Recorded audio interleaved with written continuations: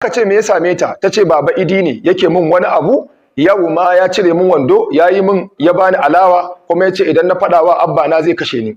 Umma dan Allah karki fadawa abba. Daga nan aka dauke ta aka kai ta asibiti inda likitoci suka tabbatar da penetration kuma suka faɗi hanyoyin da za a bi a kula da lafiyarta.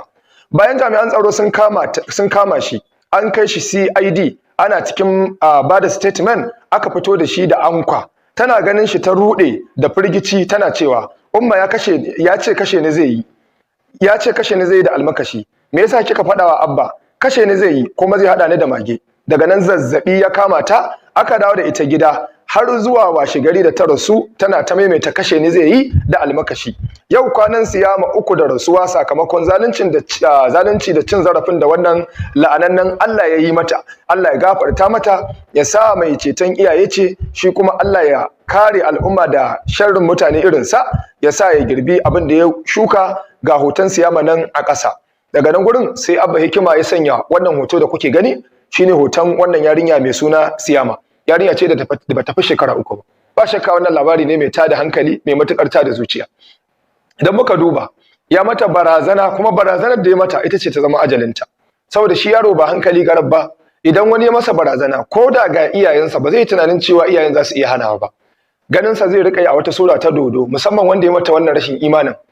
To ƙarshe dai an fito da shi ganin sa kawai ta rude tana kuka tana cewa ya fice zai kashe ni, me yasa kike ga masa? Saboda abinda ta zata tunda ya zo gurin gashi ga babanta to faɗi yayi kenan.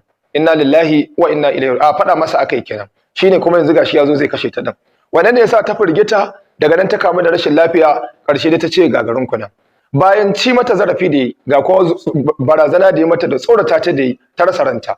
To kenan kaga yanzu idan hukuma za ta yi hukunci na gaskiya akan wannan matan, bayan hukuncin fyaɗe akwai kuma hukuncin kisa ta hanyar firgita yaro kankane wanda bai san me rayuwa ba har ta bar duniya. Ba shakka wannan rashin imanin da me ya kama. To fa masu sare sai dai mu ce inna lillahi wa inna ilaihi raji'una. Allah a roƙe ka Allah ka fitar da mu daga cikin wannan kangin masifa da muke ciki, wanda muke janyo wa kanmu da kanmu. Tun wasu sare muna roƙon ku idan wannan dai zuwan ku na farko wannan tasha ta mai albarka, ka ku manta ku daure ku danna masa subscribe, kana kuma ku danna alamar ƙararrawar sanarwa. Mun samu shirye-shiryen mu masu tushe da asali gami da sabbin bidiyoyi da zaran mun daura.